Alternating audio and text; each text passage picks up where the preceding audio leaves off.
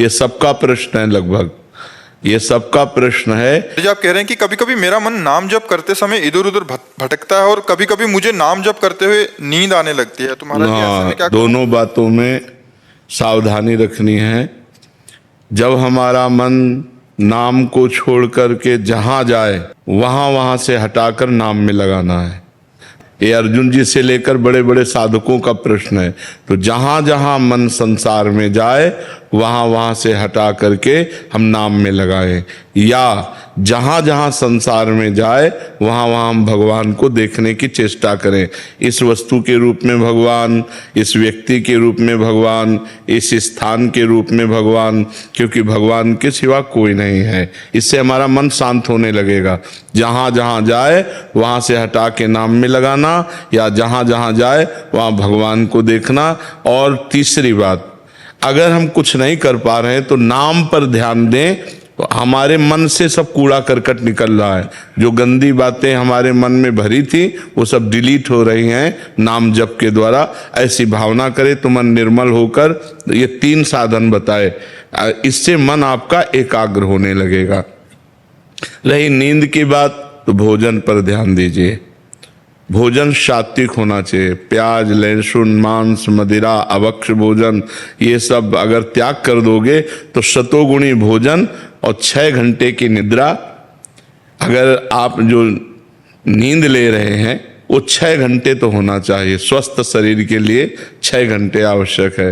तो अगर आप 10 बजे रात के सो जाएं तो 11, 12, 1, 2, 3, 4 बजे आपकी आंख खुल जानी चाहिए और फिर नींद नहीं आना चाहिए। अगर नींद आती है तो खड़े होकर भजन करना चाहिए, टहलने लगना चाहिए, ठंडा पानी रख ले मुख में ऐसे डाल लेना चाहिए। नींद भजन में नहीं आनी चाहिए। नींद को नींद के समय में अच्छे से दे दो, 6 घंटा सोने के लिए दे दो, और इसके बाद फिर उससे लड़ाई लड़ो। फिर उसको मतलब आलस्य प्रमाद में समय नष्ट नहीं होना चाहिए। जैसे हमें बैठे नींद आ रहे तो हम खड़े हो गए, खड़े भी हमें परेशानी हुई तो हम टहल रहे हैं, पानी मुंह में डाल रहे हैं, मुंह में पानी डाल के मुंह पोंछ करके फिर हम भजन में बैठते। लड़ाई लड़नी पड़ेगी तब नींद पर विजय प्राप्त होती है। तो दोनों साधनों को देखे। मन जो बार बार भागे तो इन साधनों को, और जब नींद आवे तो ऐसे। पर भोजन का सुधार कर ले। तमोगुणी भोजन पाने से फिर भजन में नींद आएगी। बासी नहीं पाना, बहुत लाल मिर्च नहीं पाना, बहुत तेल के नहीं पदार्थ पाने, और ये अभक्ष्य पदार्थ जो त्याज्य हैं उनको नहीं पाना। इससे सतोगुण बढ़ेगा। सतोगुण से नींद नहीं आएगी। नींद आती है तमोगुण से। निद्रा आलस्य प्रमादोत्तम तत्तामस मुदाहरतम। तमोगुण से ही नींद, आलस्य और प्रमाद की उत्पत्ति होती है। वही हमें परेशान करता है। तो सतोगुणी भोजन पावें और थोड़ा भोजन पावें। अब दबा के यहां तक भोजन पाया तो फिर तमोगुण तो हो ही जाएगा। अगर हमारा 8 रोटी से काम चलता है तो हम 5 रोटी में लावें धीरे धीरे। वैसे 24 घंटे में शोध किया गया तो 400 ग्राम अन्न से भरपूर स्वस्थ जीवन चल सकता है। पर अपने देखो, किलो 2 किलो तो एक बार में हो जाता है। सब्जी दाल और सब मिला के खान पान। अब पानी चाहिए। जैसे हम 1 किलो अन्न पाए तो हमें 2 किलो पानी चाहिए, उसमें डबल पानी तो हमें चाहिए ना। और फिर वायु के लिए जगह चाहिए पेट में थे। अब पेट में दबा के अन्न ही भर लिया, फिर पानी तो ऊपर सांस फूल रही है और भजन में मन नहीं लगेगा। प्रमाद स्थिति। अल्पाहार, थोड़ा भोजन पाए, अच्छे से जल जितनी आवश्यकता है 3-4 लीटर 24 घंटे में तो जल चाहिए ही, और वायु के लिए जगह खाली रहनी चाहिए। तो साधक साधना कर सकता है। नहीं तो अब होड़ लगाकर भोजन पाने वाले हैं कि हम तो भी भजन नहीं होगा।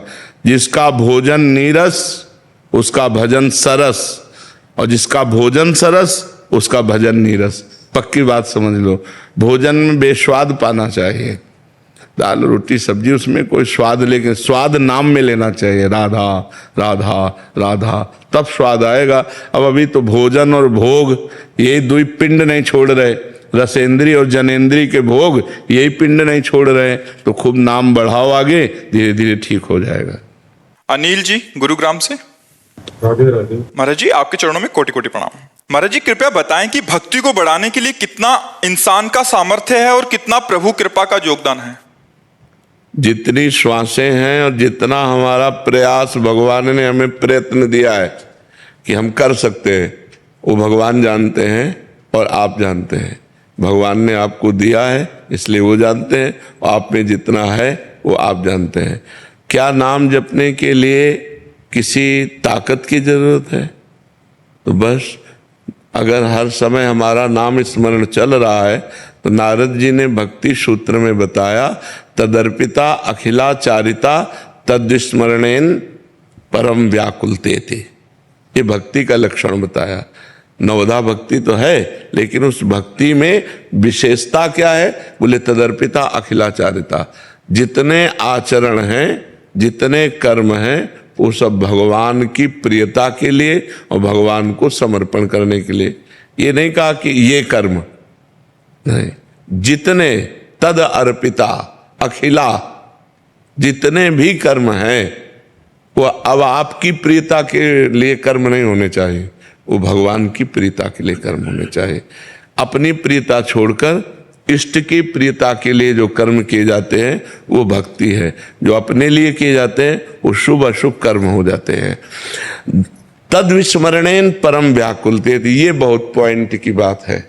भगवान का स्मरण छूटने पर परम व्याकुलता पैदा हो जाए। अब इसमें कौन से फावड़ा तो चलाना नहीं, राधा वल्लभ राधा वल्लभ राधा वल्लभ, राधा राधा राधा राधा, हर समय स्मरण करना है। और ये स्मरण हो रहा है, यही भगवान की कृपा है। हमारा प्रयत्न जितना जोर का होगा उतना ही कृपा का अनुभव होगा।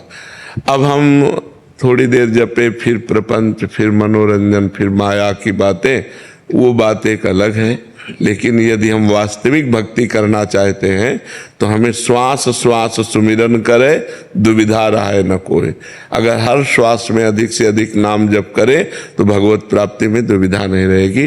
भक्ति का पूर्ण स्वरूप यही है कि हमारा प्रयत्न प्रमाद में न बदलने पावे। कोई आनंद आया नहीं, कोई भगवत दर्शन हुए नहीं और प्रतिकूलता आती चली जा रही, प्रमाद ना आने पावे, बराबर प्रयत्नशील रहे, तो वो कृपा पात्र जन भगवान की कृपा में डूब जाता है। हरिवंश कृपा हरिवंश का है, कृपा से ही हम हरिवंश बोल पाएंगे, कृष्ण कृपा से ही कृष्ण बोल पाएंगे। और जय कृष्ण तेई नाम, अगर कृष्ण नाम चल रहा है तो साक्षात कृष्णचंद्र जो हमारी जिह्वा पे विराजमान है। हमें निरंतर नाम जप करना चाहिए, अपने हर आचरण भगवान को समर्पित करने चाहिए। यही भक्ति का स्वरूप है। प्रयत्न हमारा, कृपा भगवान की। जो प्रयत्न हो रहा है वो भी कृपा से ही हो रहा है, ऐसा अनुभव करें। समझ पा रहे हैं आप? राहुल जी अलीगढ़ से। राधे राधे महाराज जी। महाराज जी, श्री नरसिंह मेहता जी जैसी निश्चिंतता कैसे आती है? जब हम पूर्ण रूप से भगवान को समर्पित हो जाते हैं, हमारी कहीं ममता नहीं होती। नरसिंह मेहता जी का लड़का मरा तो करताल उठाकर नाच रहे, बड़ा भला किया गोविंद ने, गोविंद ने बड़ा भला किया। क्योंकि कहीं ममता नहीं, पुत्र में, पत्नी में, बेटी में, परिवार में कहीं ममता नहीं। एकमात्र भगवान में आसक्ति है और भगवान में समर्पण है। दूसरों के प्रति भगवत भाव और निरंतर भगवान का चिंतन, भगवान का आश्रय, कहीं कोई ममता आसक्ति नहीं तो आ जाएगा। पर ये बहुत कठिन बात है।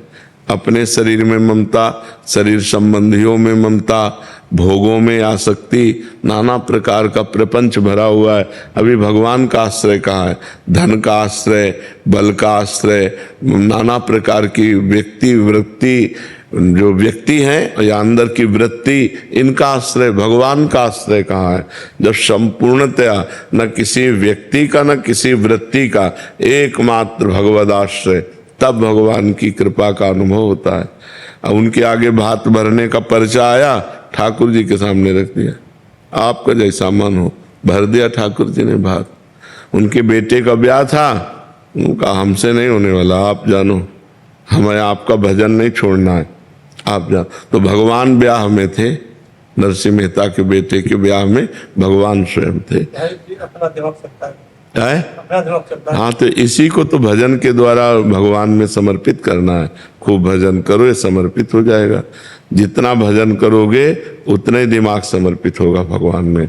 और भजन हमने तो मांस छोड़ दिया है, पर हमारे माता पिता बोलते हैं कि बलि देनी पड़ेगी देवताओं पे, और जब मकान बनाते तो भी देते। नहीं नहीं, ये सब मूर्खता है बच्चा, ये सब मूर्खता है। नहीं दोगे तो अमंगल हो जाएगा आपका। हम जो तुम्हें बात कह रहे हैं, किसी भी पशु की बलि देने से अगर कहीं मंगल होता हो, हिंसा करने से, ये मूर्खता है, ये मूर्खता है। नाम जप करो, भगवान नाम कीर्तन करो और पशु पक्षियों की भी सेवा करो, तुम्हारा परम मंगल हो जाएगा। हमारा ज्ञान आप पूरी तरह। हाँ, बस आप हिम्मत रखते रहना, आप मत करना, आप बस अपने को बचा लो।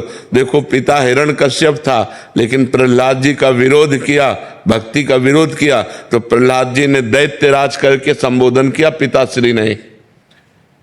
तजु पिता प्रहलाद विभीषण बंधु भरत महातारी।